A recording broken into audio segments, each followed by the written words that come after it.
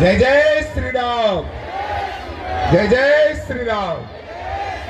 हम सभी आज पूज्य गुरुदेव भगवान के दिव्य दर्शन, जो पीछे भी है, आप सभी दिव्य दर्शन पूज्य गुरुदेव। हाँ, पर्चा बने या ना बने, आप दरबार में आ गए, नारियल बांध दिया, परिक्रमा लगा लीजिए, दर्शन करे, बालाजी विपदा सुना दी, पेशीवर शुरू कर दो, पक्का जाओ, काम हर हाल में होके रहेगा।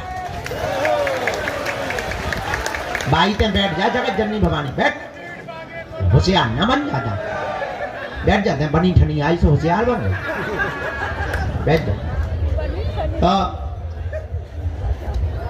बालाजी के दरबार में ऐसी लीला है, कृपा है, भले ही पर्चा ना बने, पर वो जो है सबकी अर्जी को स्वीकार करते। क्या करते हैं?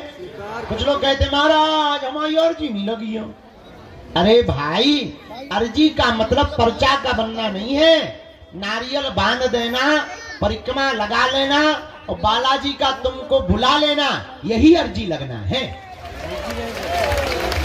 तो हमारा तो उद्देश्य ही अलग है।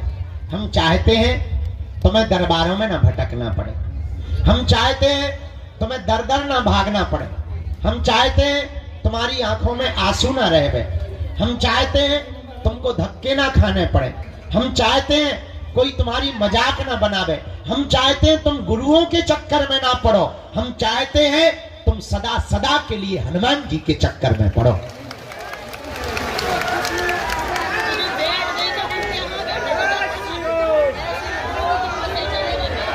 और तुम इस चक्कर में न आओ कि तुम्हारा पर्चा बने, तुम इस चक्कर में आओ कि तुम्हें बालाजी मिल जाए, क्योंकि पर्चा से तो तुम्हारी कुछ समस्याओं का समाधान होगा, पर अगर तुम्हें सन्यासी बाबा प्राप्त हो गए, तुम्हें बालाजी प्राप्त हो गए, तो तुम्हारी आने वाली पीढ़ियां भी सदा सदा एक ही वृक्ष के नीचे छाया लेगी।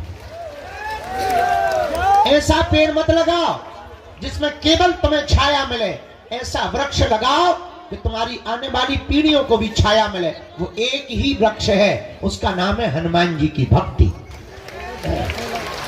चारों युग परिताप है परिसिद्ध, हनुमान जी की भक्ति का ऐसा परिताप है कि चारों युगों में व्याप्त है। एक बात तुम याद रखना मेरे पागलों, तुम्हें बनाई हुई बातें, तुमको प्रेषित की हुई शब्दें, तुमको बताए हुए उदाहरण लाखों मिलेंगे। एक बात और याद रखना, हमारा उद्देश्य बहुत उल्टा है, हम थोड़ा उल्टा जीवन जीते हैं, हम बहुत विचित्र तरीके से जीवन जीते हैं। हम ये कभी विचार नहीं करते कि हम तुम्हारा पर्चा बना पाए, या तुम्हारी मन की बात बता पाए, या तुमको आश्चर्यचकित कर पावे, या तुमको कोई चमत्कार दिखा पावे, या तुमको किसी शक्तियों के बारे में आभास करा पावे। हमारा उद्देश्य सिर्फ इतना रहता है, तुम्हारा पर्चा बने या ना बने, तुम हनुमान जी के हो जाओ और तुम्हारा काम सफल हो जाए। इससे बड़ा कोई चमत्कार नहीं है, इससे बड़ी कोई लीला भी नहीं है।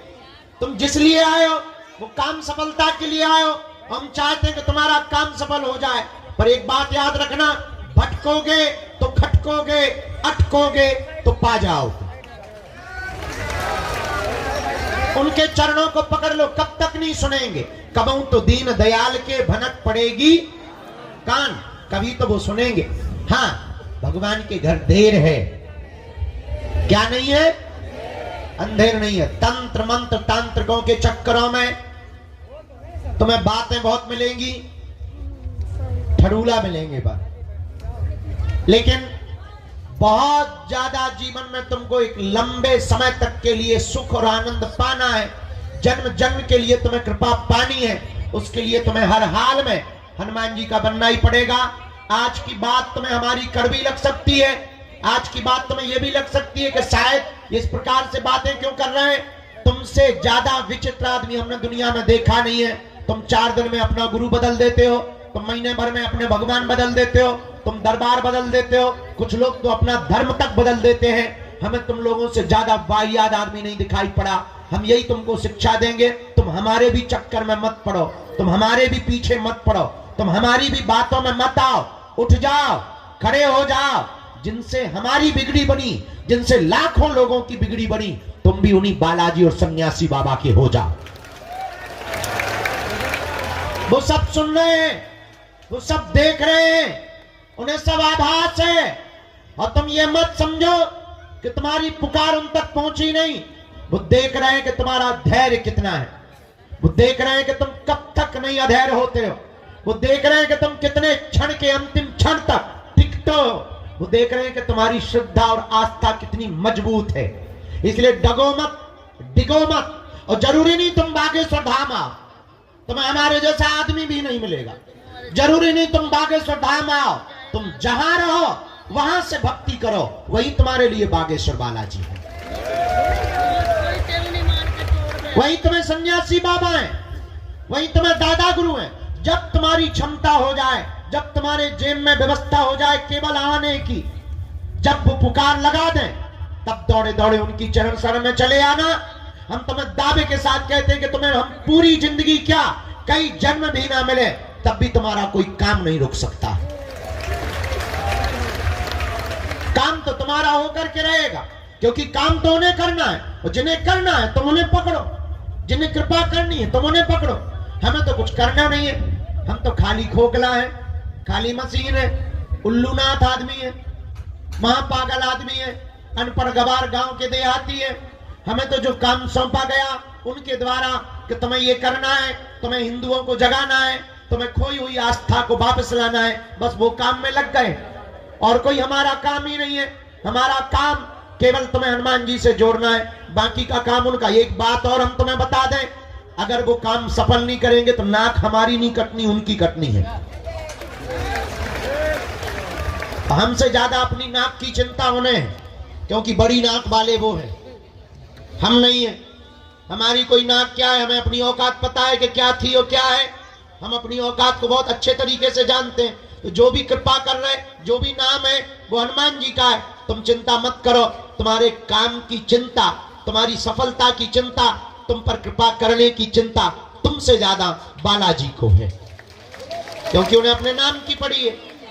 इनके घर देर है, क्या नहीं है? जोर से बोलो। इसलिए किसके चरण पकड़ना है? बालाजी के। जोर से बोला। बालाजी के। एक बात से तुम्हें बात समझ में आ जाएगी। बहुत से लोग कहते कि हम पर भगवान की कृपा क्यों नहीं होती। जरा माइक तेज करो। एक बात से बात समझ आ जाएगी। एक छोटा सा उदाहरण हम तुमको देते हैं। किसी गांव में एक आदमी रहता था, जोरू का गुलाम, लुगाई का गुलाम। होते भी हैं, ऐसी कोई बड़ी बात नहीं है। वो लुगाई का बहुत आज्ञाकारी था, जैसे कई चेले होते ना गुरु का आज्ञाकारी। लुगाई का बहुत आज्ञाकारी पति था, किसी गांव में रहता था। बरसात का मौसम आया तो वो मार्केट जा रहा था। तो पत्नी ने पूछा कि कहाँ जा रहे हो? उसने कहा कि मैं मार्केट जा रहा हूँ। पत्नी ने कहा सुनो, बरसात आ गई है, छाता की जरूरत पड़ेगी, एक तुम छाता खरीद लाओ। पति ने कहा कौन सी बड़ी बात, मैं जाके ले आता हूं, चूंकि आज्ञाकारी था। पर पत्नी ने कहा सुनो, मार्केट में सब ठगने वाले रहते हैं, महा ठगुआ, तो तुम जो भी छाता लेना आधी कीमत पर लेके आना।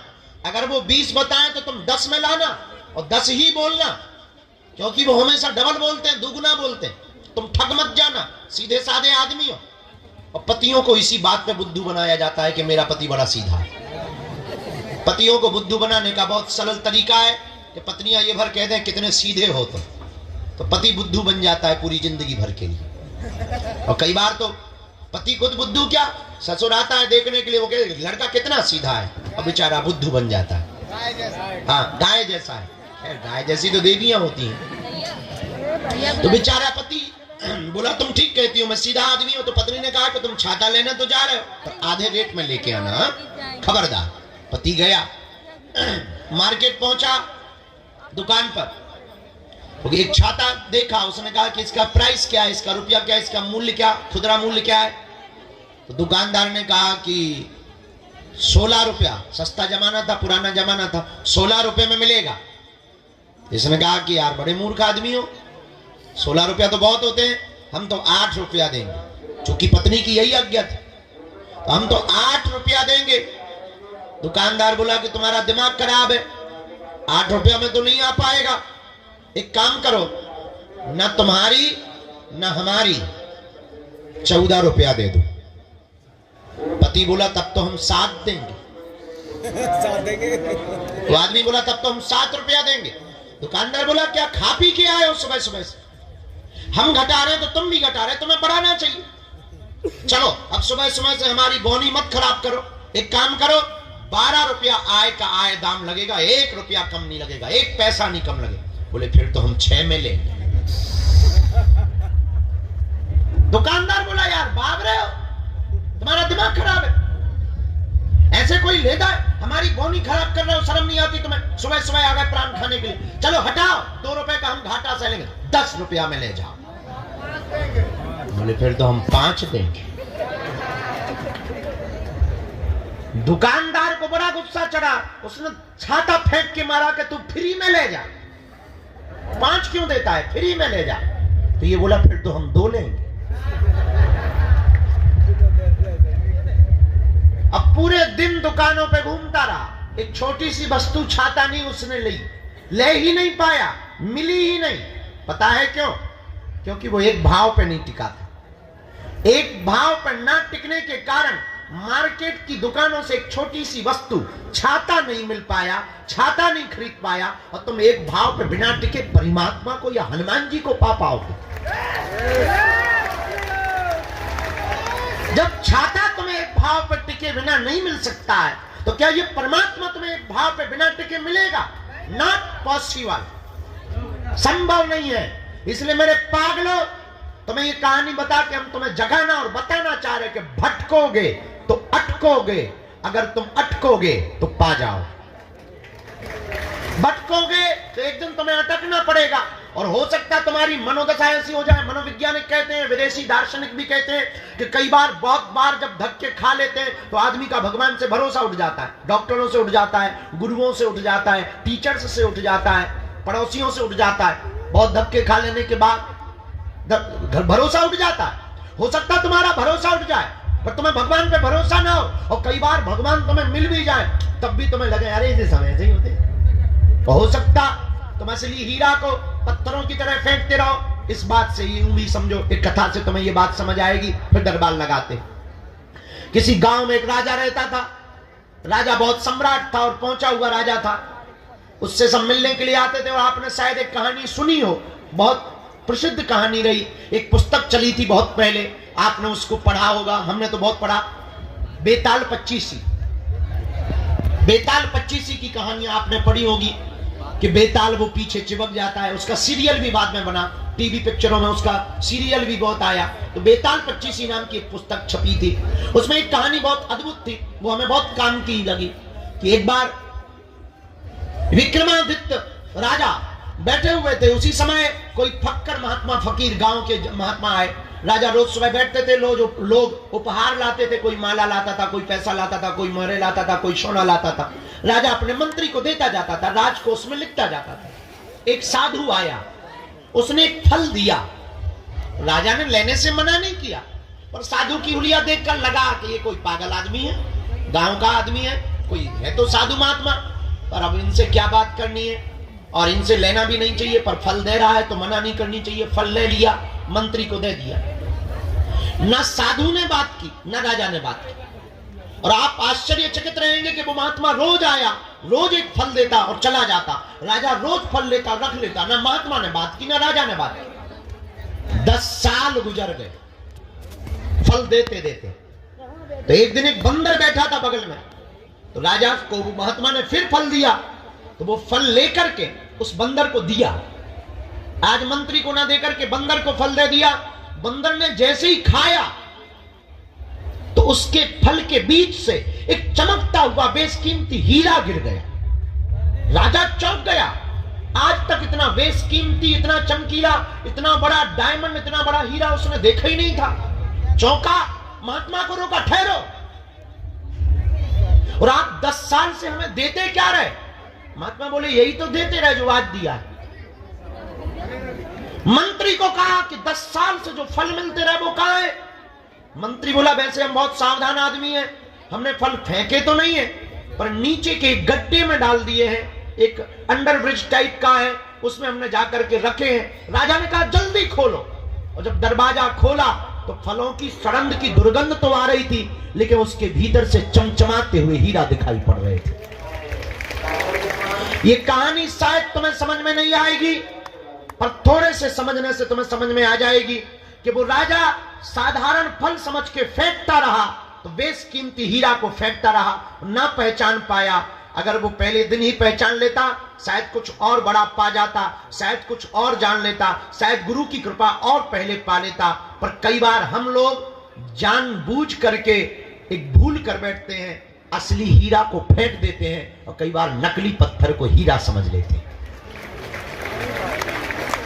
अब वो तब होता है जब आप दर दर भटकोगे तो असली चीज को छोड़ दोगे, नकली चीज में तुम पड़ जाओगे, बर्बाद हो जाओगे। इसलिए मेरे पागलों, तुम आज तक नकली चक्कर में पड़े हो, तंत्र मंत्र हमारे चक्कर में, ये सब नकली चीजें हैं। असली डायमंड का नाम है बालाजी, जिनसे हमने बालाजी से कृपा पाई है। तुम भी उनको पकड़ लो, तुम भी उस बेशकीमती हीरा को पकड़ लो, तुम भी उस बेशकीमती डायमंड को पकड़ लो। याद रखना, इन्होंने सबकी बिगड़ी बनाई, तुम्हारी भी बिगड़ी बनाएंगे, और एक दिन में किसी की नहीं बनती।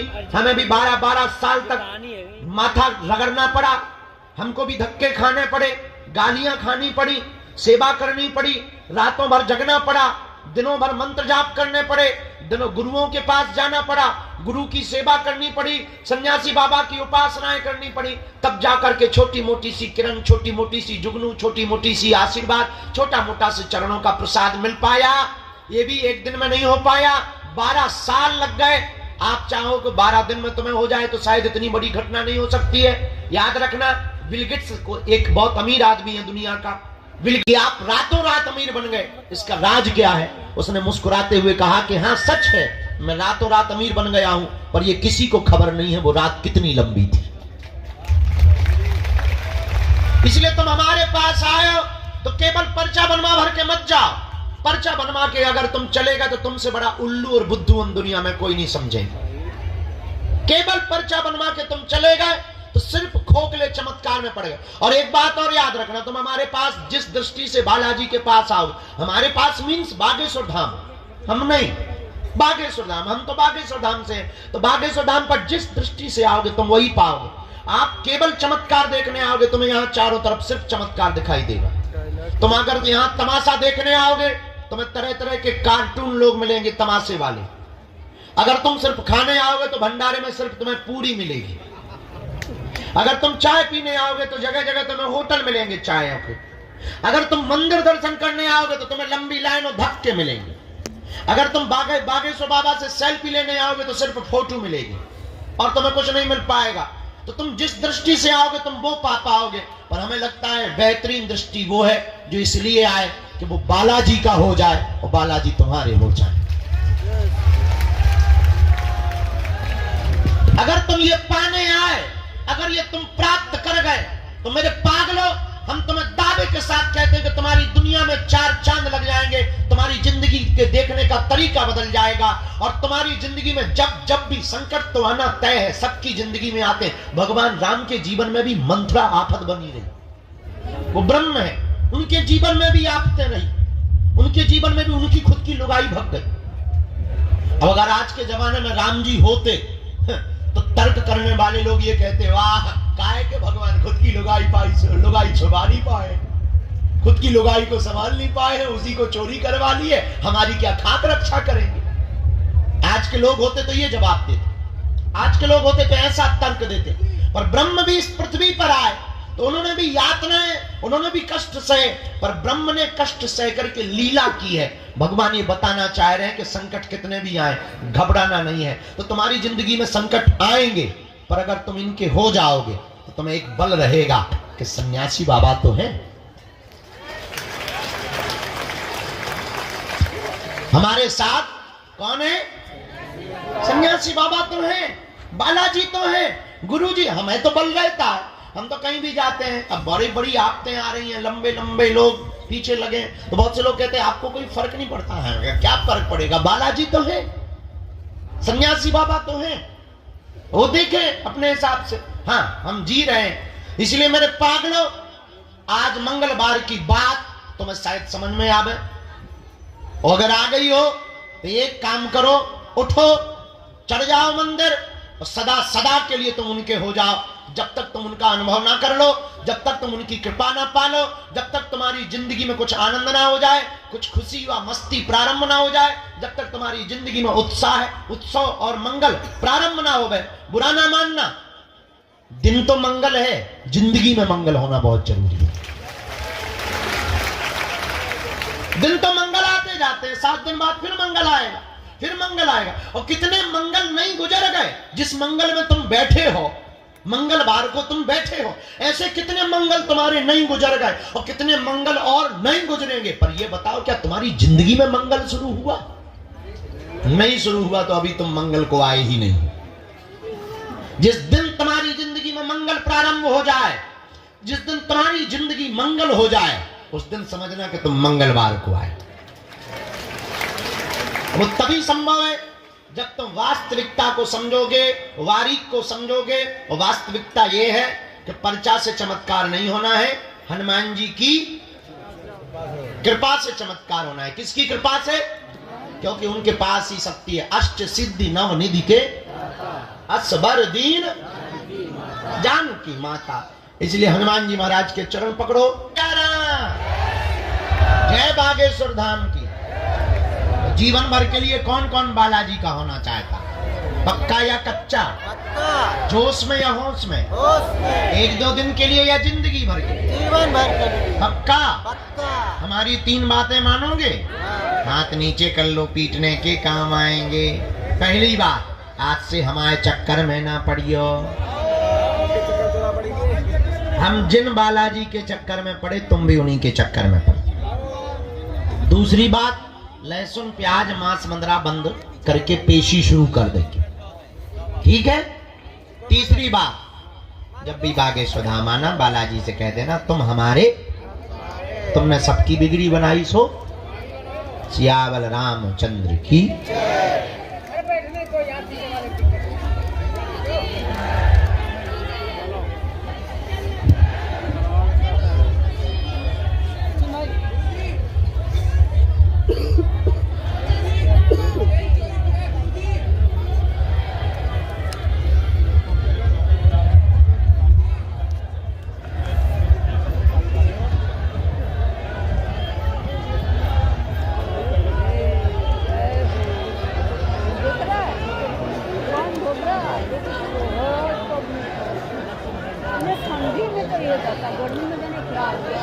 जात पात की करो विदाई,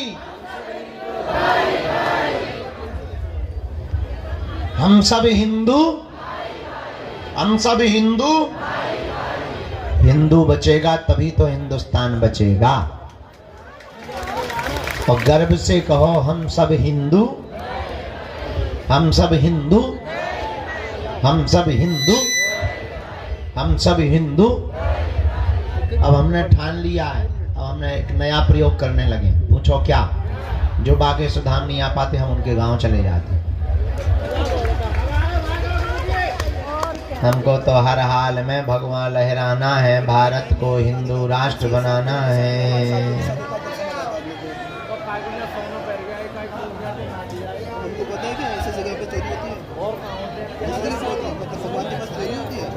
आप लोगों को इतना पता है तो फिर पूजा करने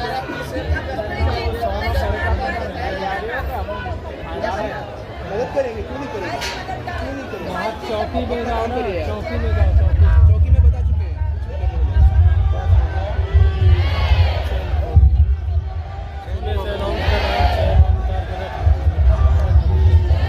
भूल जाओ, बालाजी ले लियो। गुरुजी चाहे चला हो बता देंगे, हो बताएगी, कंफर्म कर दी हमने तुम्हें। इस तरफ जाने का जगह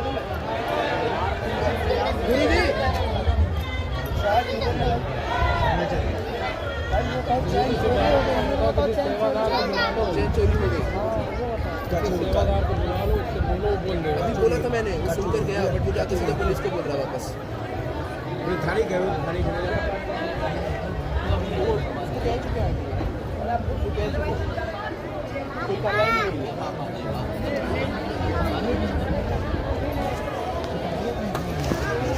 गलती स्वयं करें।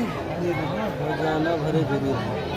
जो कि सुबह से अलाउंस होता है अपना अपना सामान ये सोना चांदी जरूरत है सभी लोग जितने लोग भी देख रहे हैं बागेश्वर धाम आए तो अपना आभूषण घर में रखते हैं। क्यों सोना चांदी भगवान से कह रहे हैं कि सोना चांदी। उनको वहीं रोको बेटा, यहाँ मतलब वहीं रोको, अभी दरबार लगना है, वहीं रोको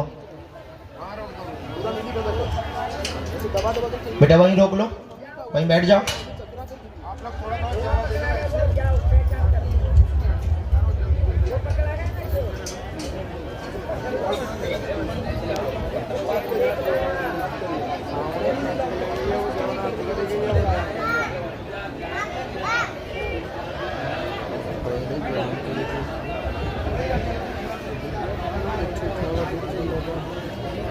हमने वजन नहीं करना भूल चुके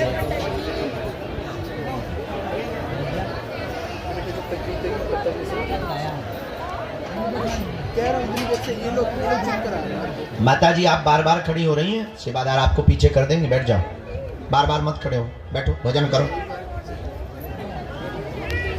गुरुजी चेन चोरी हो गई। हम आओ तो भैया जिंदगी चोरी होगा, सेवादार ने बता दो। वहाँ बता चुके हैं। ये आज का पहला अर्जी क्रमांक। राम गुरुजी सीताराम, बालाजी सीताराम, सीताराम।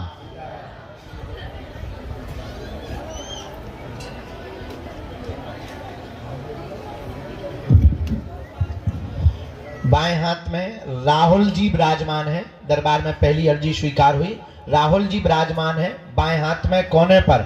आपकी अर्जी स्वीकार हो गई है, आगे की तरफ में आप आ जाएं, आपकी अर्जी बालाजी के चरणों में स्वीकार हो। हाँ निकल के आओ, आगे लेके आओ, यहीं से सामने से आ जाओ, यहीं बीच से आ जाओ।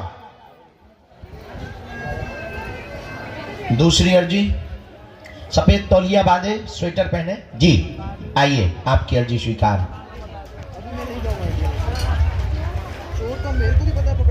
तीसरी अर्जी जो स्वीकार हुई, पंडाल में सबसे लास्ट में माता जी जो पीला रंग का शॉल डाले हुए हाथ जोड़े हुए खड़ी हैं। हाँ हाँ आ जाओ माता जी, तुम्हारी अर्जी स्वीकार हो गई है, यहीं से आ जाओ, चलिए आओ सीधी। रामचंद्र भगवान की, वो जो माता जी पीला शॉल डाले हुए चली आ रही है, एकदम सामने से हाथ में पॉलीथिन लिए उनको, चलिए आओ, थोड़ा जल्दी चलिए आओ माता। राम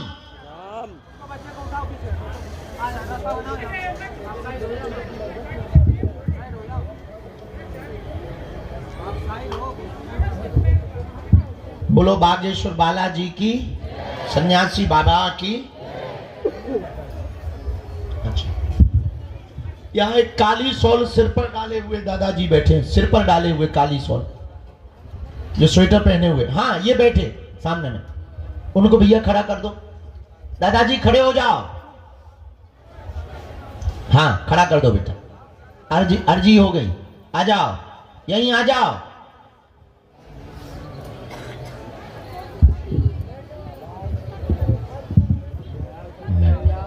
यहाँ नेपाल वाले बैठे भैया, बाएं हाथ, पधारो, आपकी अर्जी स्वीकार। कल रात वाले हो ना, आए आप, और केवल बच्चा भर आए, ज्यादा भीड़ लाने की जरूरत नहीं, पधारे। राम कहो, सीताराम, गुरुजी सीताराम। मनी मन में सब लोग जप करो, बालाजी से प्रार्थना करो, अर्जी स्वीकार हो।